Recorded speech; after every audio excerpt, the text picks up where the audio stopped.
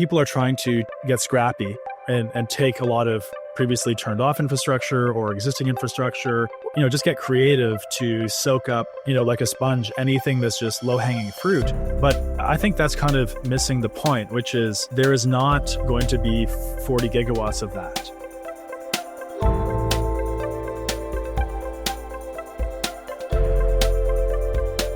All right, let's get rolling. Welcome to another edition of Not Your Father's Data Center. I'm Raymond Hawkins, calling in and joining you from the Compass Datacenter Annex in little bitty Auburn, Alabama. And today we are joined by someone who is going to solve all of our power problems and do it quickly. The co-founder and CEO of Aalo Atomics, Matt Loszak. Matt, thank you for joining us. Hey, Raymond, great to be here. Thanks for having me. No pressure, just generate all the electrons for us. It's no one in our industry is really worried about where or how many electrons, but no, that man, our whole business it's all anyone talks about. Before we jump in and talk about how you're going to solve the limited electrons problem, Matt, if you're willing, do you mind telling us the winding road of what landed you in the world of modular reactors? And you go back as far as you want. We'd love to hear where you're born, where you're raised, but you take us back as far as you'd like, and we'll get to electrons in a minute. Absolutely. So, I grew up in Ontario in Canada, and I first got interested in nuclear energy because I used to have asthma, breathing attacks growing up. We had around 62 smog days per year because we had a lot of coal power plants. But fortunately, the government decided to turn off those coal plants. We went all in on nuclear, and lo and behold, smog days went to zero and my asthma went away.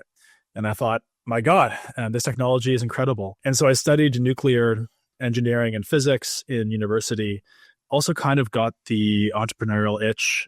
So did a few summer businesses, ultimately, thought about starting a nuclear company when I graduated, but Fukushima had just happened. So I thought to myself, maybe not the best time to start a nuclear company. So instead, taught myself to code, Googling how do you build an app, how do you build a website, and did 2 software companies. The first one got a lot of users, but didn't make as much money.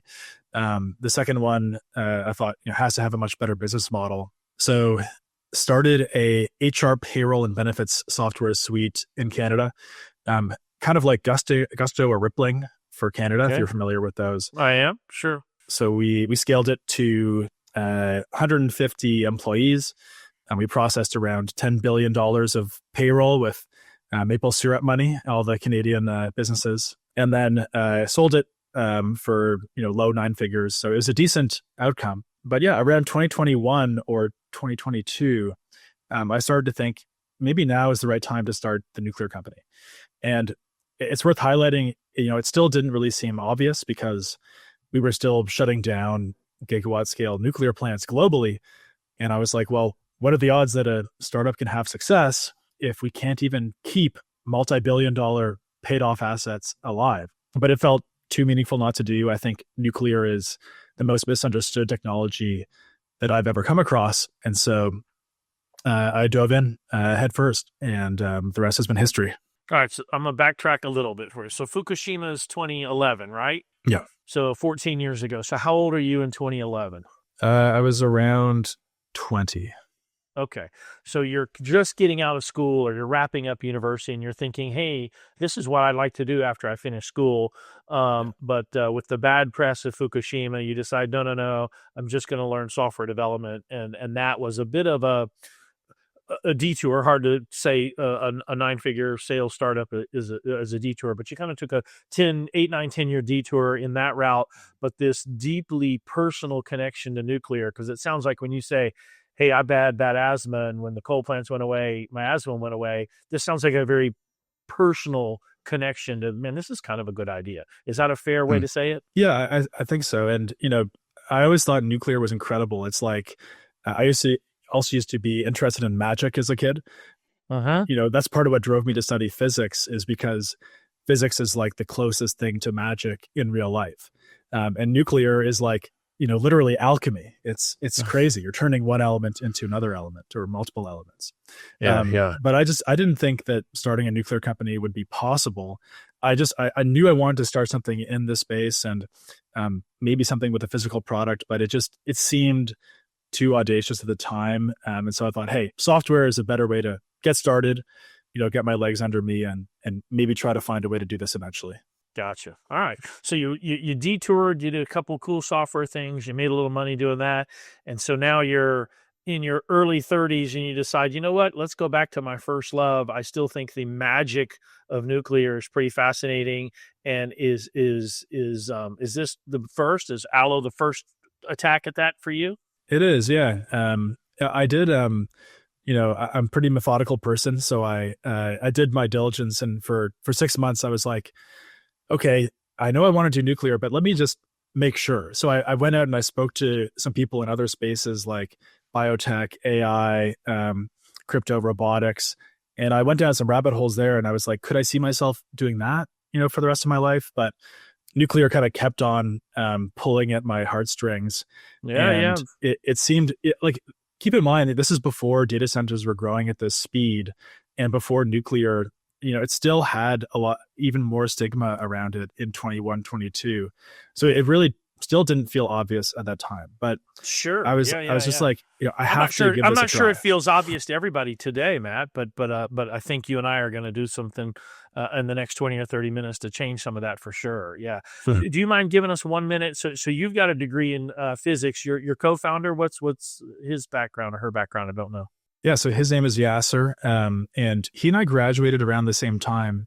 And, similarly, he also loved nuclear for different reasons. So he grew up in Bangladesh, and he, whereas I grew up in the grid of the future with nuclear, he grew up in a world where sea levels were rising, global warming was causing this, things like that. So he came at it from a different angle, but with a very, the same passion for nuclear and vision for what nuclear, should become. And so he decided to go straight into industry. So he went into Westinghouse, worked there for 10 years.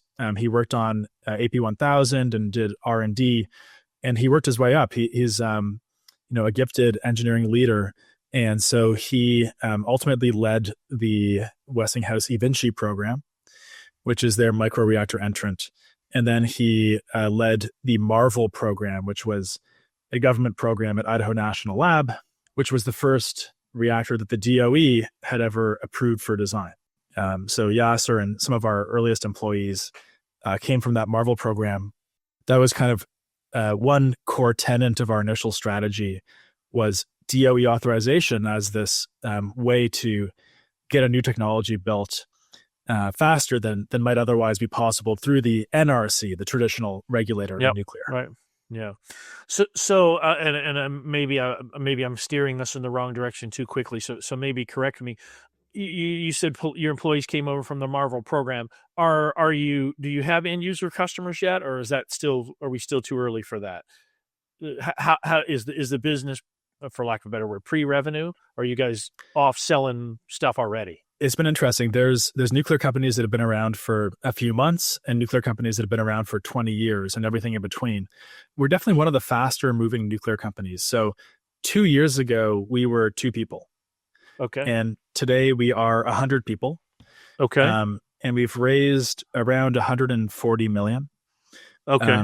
In that time. So we've been really expanding quickly. In terms of the technology roadmap, with the 6 million seed and the 30 million Series A, we built out a full-scale non-nuclear prototype, as well as a 40,000 square foot pilot factory space. And we only spent around 13 million to achieve all that and scaling the team to around 50 people at that point. Gotcha. And so then we raised the 100 million this past summer. And with the residual, call it 20 million from the seed and Series A plus the 100, this is all paying for our first real nuclear power plant, which is the Aalo X. And that plant is turning on next year. So I hope when I say this, you're shocked. Yeah. Because to go from founding to fission in 3 years is really unprecedented. And obviously, proving that tech out next year will be what really leads towards revenue and customers in the year or two that follows. Well, yeah. So my father-in-law was a longtime NRC guy, and 15 years to get a permitted and built. So in the traditional NRC world. So when you say concept to deployed in 3 years, that's breakneck speed. And by the way, in the nick of time too, right? Right. Because to the point you made, so I've been in the data center business about 12 years now. When I got here 12 years ago, it was commonplace to talk about kilowatt deals, Mm. Mm. and rare that we talked about megawatt deals. And that was a Mm. dozen years ago. Mm. Then it became pretty commonplace within a few years to routinely talk about megawatt deals. We didn't talk about tens of megawatts until 5 or 6 years ago, meaning in a single transaction. And then we started talking about tens and tens and now hundreds and gigawatts. All of that is in the last 36 months. So as you talk about your parallel path from seed money 3 years ago to your Series B and deploying next year, I mean you are almost running a parallel path to the unique, what we call around here the rocket ship rise of the data center business, or the demand for the data center business, right? And at the end of the day, we measure everything by kilowatts. How many kilowatts do you need? And it is just shocking how big the projects have gotten. And as we've talked in the industry, I would say, probably 4 or 5 years now, I think, the people that think about these problems and worry about these problems have said the only answer is nuclear, right? Because we can't make the wind blow 24/7, 365, which is what my customers want. We can't make the Mhm. sun shine 24/7, 365, because that's what my customers want for availability. So if neither of those are the right answer, how do we get a sufficient amount of power that doesn't do, a potential harm to our planet? And it is felt for years that the answer is nuclear. But to your point, it's shown up with a Chernobyl, or if you're as old as me, a 3 Mile Island or a Fukushima anchor around its neck. And I think the sheer demand and the youthful nature of the decision makers in my customer base are transforming that. And you guys, your industry, feel like an answer to that. So with that as a setup, no pressure, please tell us how you're going to give us lots of electrons Hmm. really fast all over. That's what we'd love to hear, because Yeah. we are doing data center projects in far flung locations solely because it's where we can get sufficient generation. And it's okay for today, but it's probably we can't do that forever. And I think one of the only ways to do that at scale and clean is nuclear. So you enter stage right, Aalo Atomics, please help. Yeah. Yeah. Well, I think you really laid the groundwork nicely there, which is, in the past 10, 20 years and before, it was pretty easy to just tap into the grid for tiny amounts of power. And, there were other constraints that data centers might have looked at, right? But now, when you're talking about gigawatt scale data centers, or even, 10 gigawatts, those are like cities, like, small, like medium to very large cities, on par with how much, energy New York or Toronto uses.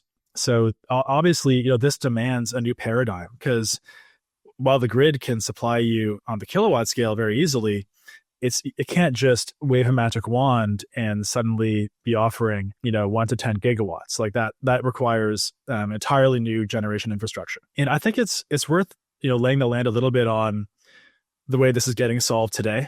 I'm assuming maybe most of the listeners are aware, but most of these new gigawatt scale data centers are being powered by natural gas.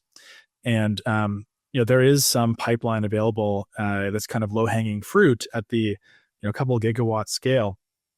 But if we're talking about 40 gigawatts in the US in the next 5 years alone, and I've seen some estimates that are even higher, that natural gas infrastructure doesn't exist. So you'd have to do new fracking, new pipeline, et cetera. And the reality is there's no existing silver bullet solution, right? Like renewables use a lot of land and are more expensive when you firm them up. Geothermal, hydro, you have to go find a magma pocket or fast moving water. That's not in many places. It's mostly tapped out. That's kind of why, you see these hyperscalers making agreements with nuclear companies, because if there's no silver bullet, you might as well, try to use the solution that would be ultimately the best, which is the most scalable, the cleanest, base load, et cetera. Hey, Matt, you slid through that one real quick.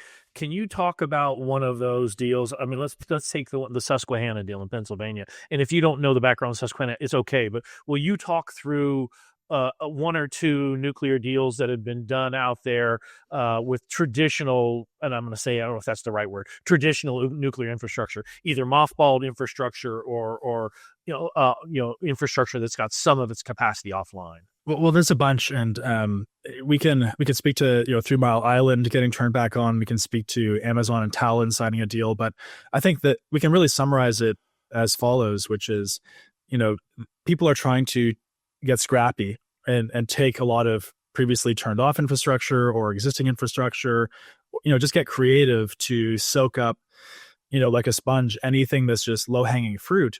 But I think that's kind of missing the point, which is, there is not going to be 40 gigawatts of that.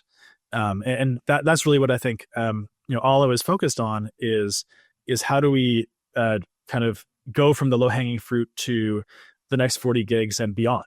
And so I just want to maybe spend a bit of time explaining what's so unique about our approach to this.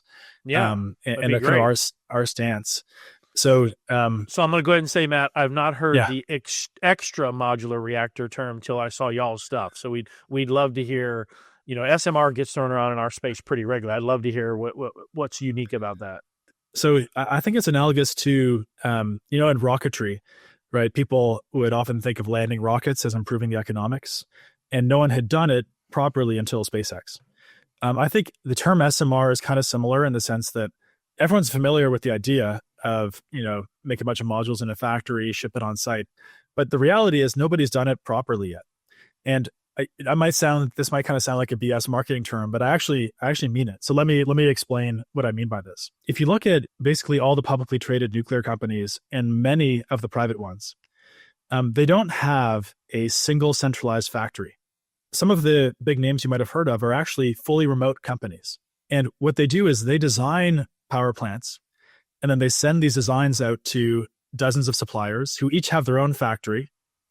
And then they try to integrate it at site, and problems ensue. There's some big publicly traded companies that are more young that fit this bill. And there are also older incumbents. For example, the last big plant that was built in the US, Vogtle, was very much like this. They had a bunch of different factories that made the vessels, the turbines, and everything in between. And when they tried to integrate it at site, there were slowdowns and issues with things not lining up properly. So we're like, okay, we think the solution is taking vertical integration further and having a factory that takes raw materials in and outputs modules that will fit together at the site. We could have called it an SMR, but we had to make a new term because no one's doing this. And it takes, more capital, it takes more talent. It's a lot harder to do. But we think it's really what's necessary to solve nuclear's main problem, which is, the utilities, they have a fear of cost and schedule overruns. What better way to resolve that than to have a single centralized factory that's outputting most of the modules? And there's a lot of subtlety there. Hold on, I want to make sure I got what you're saying there. So the SMR term is somewhat generic and somewhat references, hey, a reactor that's smaller than what you've seen when you see a chilling tower off on the horizon. But most of that is done by cobbling together parts from multiple different facilities or manufacturing facilities. And different vendors. Yeah, vendors. Okay, companies. The XMR idea is, hey, my company is going to build all of these parts. For lack of a better word, I'm going to build an integrated solution or a complete solution, and I'm going to deliver it from my factory to where it generates capacity. And because you felt that was a unique approach, you felt calling it an SMR, which generally I think people who aren't in the nuclear know think that refers to scale, size. Your reference is really about a business model or design and delivery approach. Is that what you're is that a fair summary? I'd say that's fair. Am I butchering it? Yeah. Yeah. And another way to frame that is the factory is also our product. Right? Okay. It's not just the power plant, the reactor, the factory. And that's why half of all the money we've raised goes towards the factory. It's not just the reactor in its design. So we're putting our money and our talent where our mouth is on this. So your value proposition, Aalo's value proposition to the market is, hey, just like you wouldn't like a Toyota that had parts assembled from 62 different manufacturers. You want one person that builds it. You're trying to build this fully integrated, elegant solution all under one roof. Yeah, and also just to be clear, so 80 to 90% of the modules initially will be coming from our factory.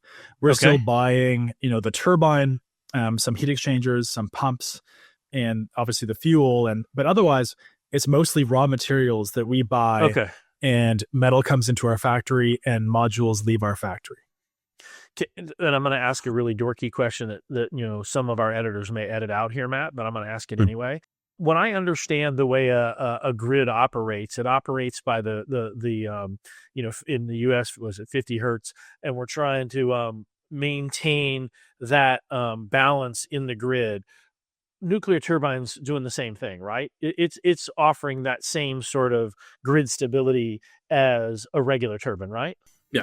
Okay. Just want to make sure I understood that, right? Because I do know that is one challenge when you have solar or wind. Your turbines don't have the same steady state, or maybe even called base load. I'm going to use the word harmonics, even though I know it's not the right word, to maintain that balance on the grid. Nuclear doesn't face that problem, does it? Yeah, so nuclear is a thermal generator that does have help solve that.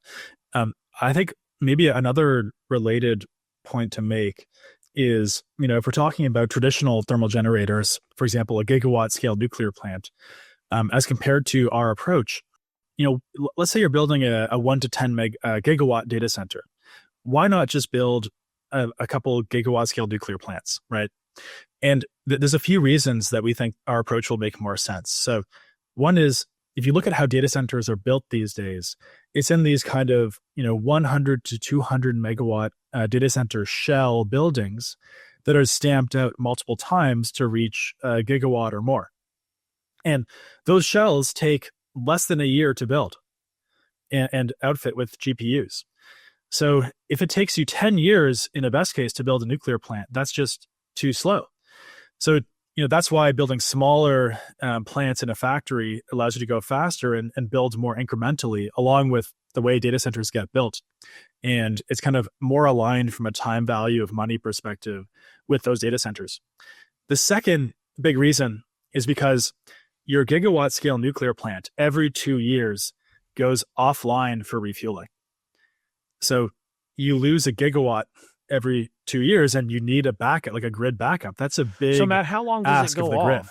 Yeah. I can't. I mean, I get a zero downtime from my customers. So how long does a large scale nuclear plant go offline to refuel? 1 month. Oh my goodness, I had no idea. Yeah.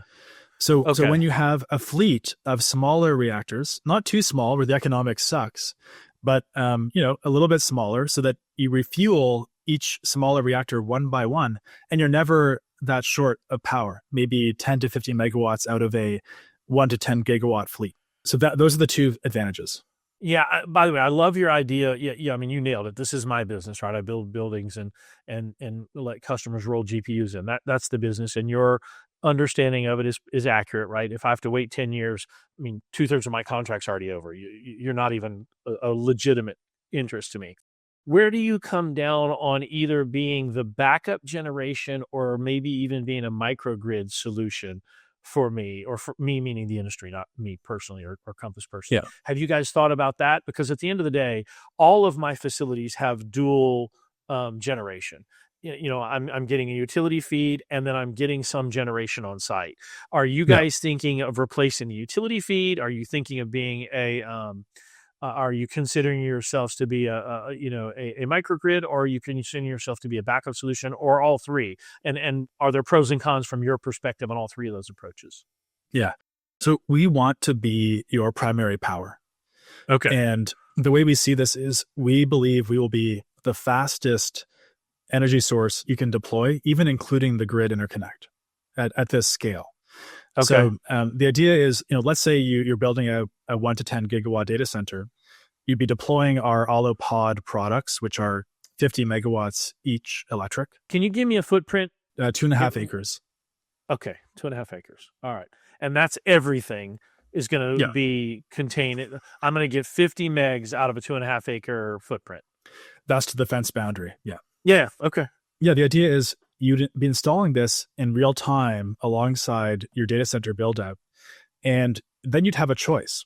You could either install extra pods for an N plus one, N plus two, and eventually get a grid interconnect and optimize your economics of your project by selling your N plus one, N plus two energy onto the grid to, stabilize the grid, be a good Samaritan.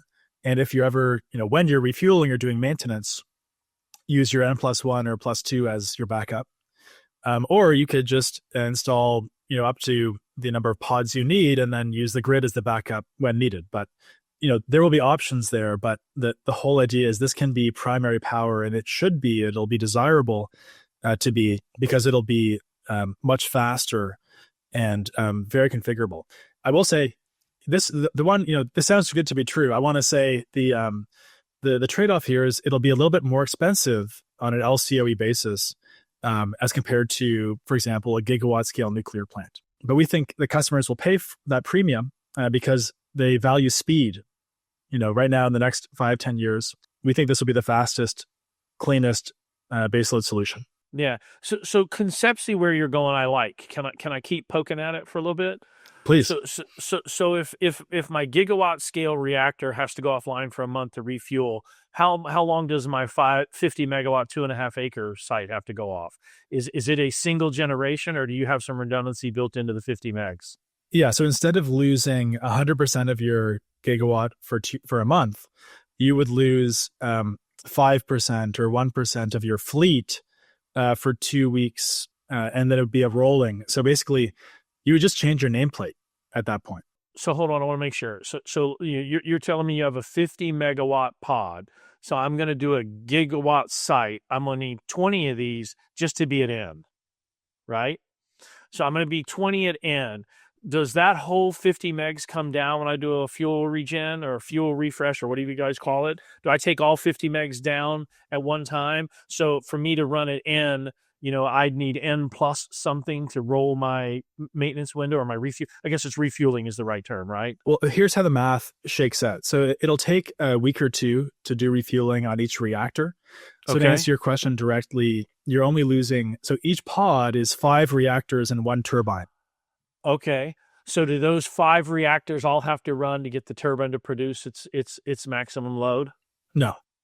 Okay. So that's where the secret sauce comes in. So let's say you have 20 pods for gigawatt, that's 100 reactors, and you have to refuel a reactor roughly every 3 years. So in 3 years, there's around 150 weeks. You can easily do refueling of 1 reactor out of 100 every week and still have time to spare.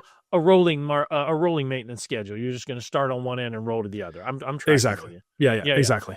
Your vision is based primarily on the notion that, hey, I'm going to be the fastest to power at scale. So I should be your primary power source and let me use the grid as backup. That is largely because of speed to market. Is that your theory, hypothesis? Yeah, speed and reliability, right? In terms of this, you have this fleet where if there's maintenance on a turbine or refueling a reactor, you've got a fleet of these things. And so the high availability, it's so interesting, right? You look at this space and high availability is so hard to achieve with on-site energy generation. For example, natural gas, sometimes the pipeline doesn't have natural gas supply. There's outages, right? The pipelines is, and I don't mean to blow up your thesis. The pipeline's not a great compare because of all the things you're already saying, right? I don't have sufficient pipeline infrastructure. I don't have 6 nines level availability of the fuel. There's no question there are natural gas powered data center facilities today, but the biggest customers aren't ready to say that's my primary power source for all the things you're citing.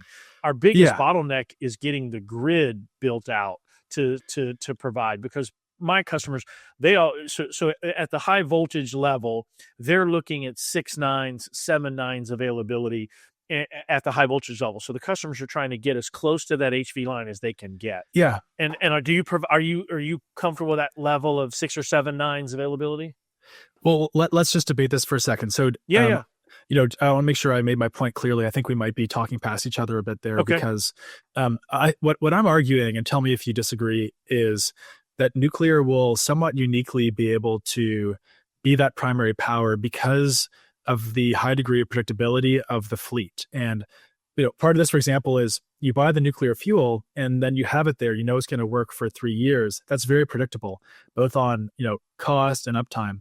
My understanding, and tell me if this is wrong, is with natural gas pipelines, sometimes the gas might not flow and you might have downtime, and that's Well, that's part 100% of why. right.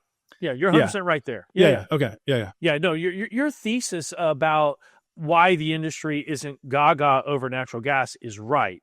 At the beginning, you said, "Hey, we think most large-scale data center campuses are powered by natural gas," and I'm not meaning to shoot holes in your thesis. Oh, sure. That's not right. Most Okay. large-scale data center campuses are powered off the grid. No question, natural gas plays a role. It's just not number one. And so when I think about, and by the way, there's this term behind the meter, and when you say primary source, largely in our industry, that's behind the meter. There's some in our industry, just giving some insight into our space, that view that as a 4-letter word, because the marketplace looks at a data center today and goes, wow, look at those evil data center developers. Look at all the energy they're using, right? Nobody stops and says, oh, you know what comes out of that building over there is my Uber Eats. It's how I book my plane tickets. It's where my Netflix comes from. It's how I find my dates on Tinder. Nobody thinks about that. They just think, oh, that evil building over there is eating up a bunch of electricity. The public has yet to connect the dots that, no, all I'm doing is standing up a building that's providing you all of the things that you do on your cell phone, right? Yeah. And so as an industry, we're very, very careful to think through what we're doing from an energy perspective, and this behind the meter notion. And again, I'm glad we're talking about this, because this is not an assault on your thesis. This is a worthwhile thing for us to talk about. The idea that I can get quick, reliable, steady state access to power at scale is a game changer for us as an industry. We've got to get the marketplace, meaning my next door neighbor, my community, the place where I build my building, comfortable that me standing up behind me as an industry, not Compass, standing up power behind the meter isn't a loss. And by the way, I'm not staking out a position, but there is a perception in the market that, oh, if you would just went off and built your own power, you're somehow hurting the ratepayers in the state.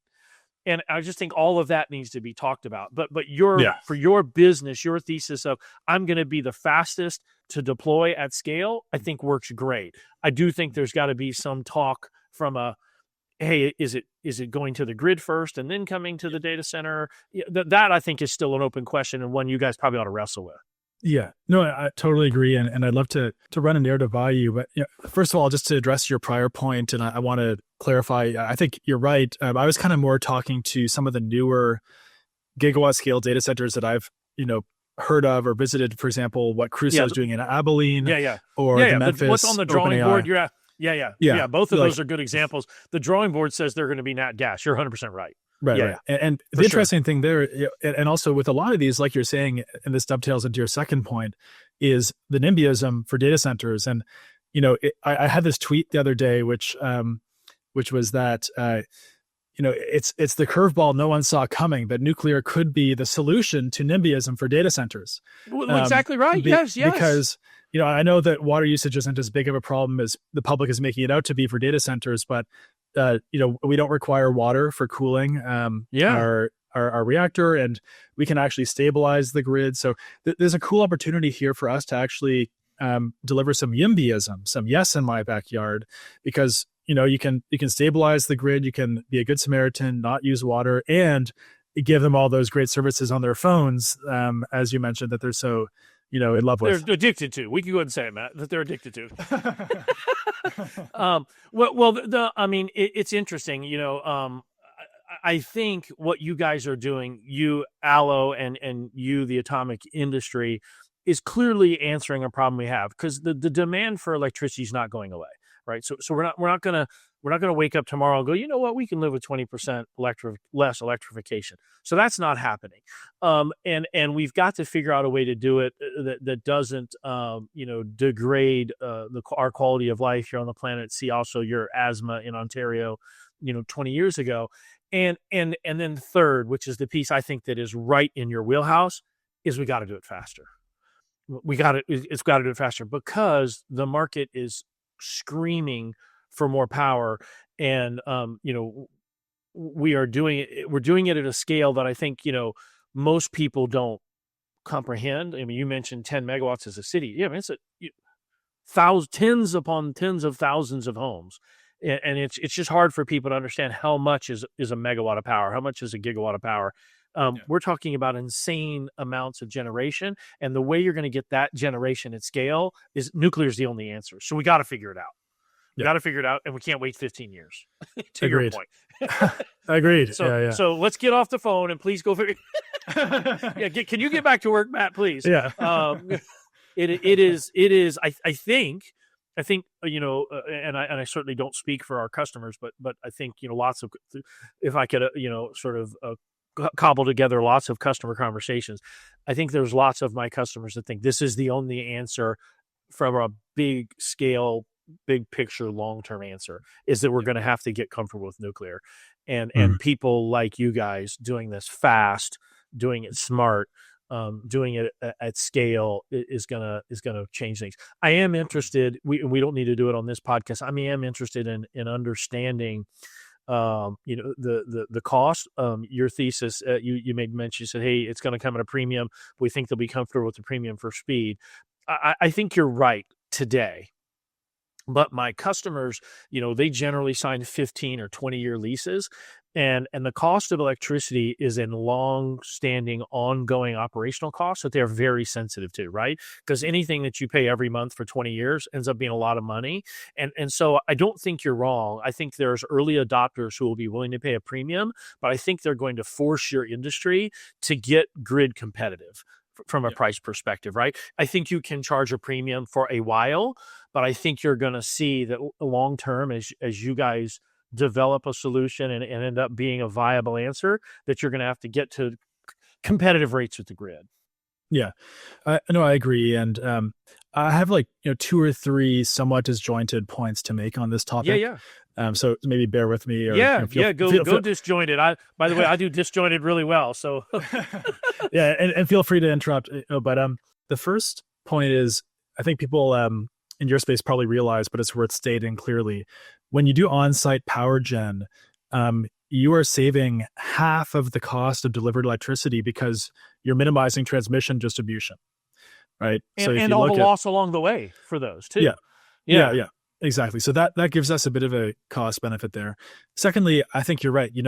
The onus is on us to lower the cost of nuclear and get grid competitive and get competitive with even natural gas and so on. And I think we'll get there, but it'll take a few cycles of iteration in the factory to achieve that. But ultimately, that will be the moat, right? You kind of look at, for example, SpaceX. Now they're responsible for 90% of launches globally. They've come down the cost curve because they've made bigger rockets at a higher volume, and now their dollars per kilogram to orbit is very unprecedented. In terms of how low it is. Very reasonable. So I think that's the cool thing is this whole factory vision. It wasn't really possible in the past because there wasn't enough demand for a consistent enough product with a high enough initial willingness to pay to even have a chance at achieving this. Yeah, why build a factory for something that doesn't have the demand that the benefit of the factory can feed? That's a great point. Yeah. Lots of the nuclear plants in the past were bespoke one-offs. There's a great report that was done by the DOE. It's the liftoff report showing all the plants built in the U.S. Ever, and there's the most iterations of the same design that were ever built is a couple, not more than 5. Right. So this is really interesting. And then, the last thing I'd say on this is we think a lot about economics, and I can't give exact numbers, but I will say we will be in the range of 10 to 20 cents per kilowatt hour for the first of a kind plants. And eventually we think we can get down below 10. On our website, we say 3 cents per kilowatt hour. We think that that's probably where this can go eventually with the right product. Like I said, SpaceX. Just heads up, Matt. You'll make friends at 3 cents. Just seeing. Yeah, I mean, you'll have lots of buddies. I think that is a holy grail, energy product, right? That's like that quickly deployable, clean baseload. And I think that from first principles, that's possible with nuclear. And what we're trying to do as a company is home in on the optimal balance of economy of numbers and economy of scale, right? So, we're not fooling ourselves into thinking, when you go smaller, there are certain hits you take, but there's trade-offs. There's also certain advantages. And we're trying to find what is that optimum. And we think that is going to be the secret to, achieving the kind of global optimum price for nuclear. We don't think it's necessarily a gigawatt scale nuclear plant with 1,000 different suppliers. So that's what we're homing in on. And I lied. One more thing that I want to say on this. Yeah. It's really interesting how a lot of other vendors are taking, ideas from the past 5, 10, 15 years and kind of forcing it on the customers of today. And I'm very proud of what Aalo has done, which is, I think, what a startup is meant to do, which is go talk to customers and ask what they want and design around that. And what I've seen in the space is a lot of designs that were kind of frankly designed for different purposes being forced upon the customers of today. So some that are good for remote diesel or military, which cost 20 to 40 cents a kilowatt hour, which is fine for remote diesel markets where it's that expensive, but not the right product for data centers. Or, products that were designed in an anti-nuclear era when the only way to get social license to build your plant was if you could say you were using nuclear waste as your fuel, which again is more expensive initially to do that. So, Aalo has been really intentional on just frankly focusing on economics that are right for data centers, with a product that is right for data centers, with an approach that is scalable enough to actually stand a chance at servicing data centers, meaning design for manufacturability and assembly baked into the design process from day zero, instead of saying, hey, we're gonna get our first plant built and then we'll try to mass manufacture it. We think that's crazy because it's going to change your design if you try to loop in manufacturing plans after you've got your first one built and regulated. So that's kind of a big part of what makes our thesis somewhat unique. Matt, this has been awesome talk. We probably have to have you back because I think there's probably a lot more we can talk about. And also we'd love to hear how things are going as you guys advance into, building a prototype and then building one that's customer deliverable next year. We'd love to hear about it. So if you're willing, we'd love to ask you to come back and talk with us again. Thank you for sharing with us your journey from asthma to solving the data center power problem. That's quite the winding trail, and it's really, really cool what you're doing, and excited for us as an industry because we're gonna need the power for sure. So, man, thank you for joining us. And they get mad at me when I say when we're recording. We're recording Thursday, October 30th, with the World Series currently 3-2. I don't know if you care about your Blue Jays anymore now that you live in Austin. Let's go. We're pulling for the Jays to win it all tomorrow night in Toronto. But I'm going to go ahead and predict that the Jays win in 6. We'll see when this gets published if I was right or wrong. So, Matt, thanks for joining us, man. Awesome. Thank you for having me. Appreciate it. Take care.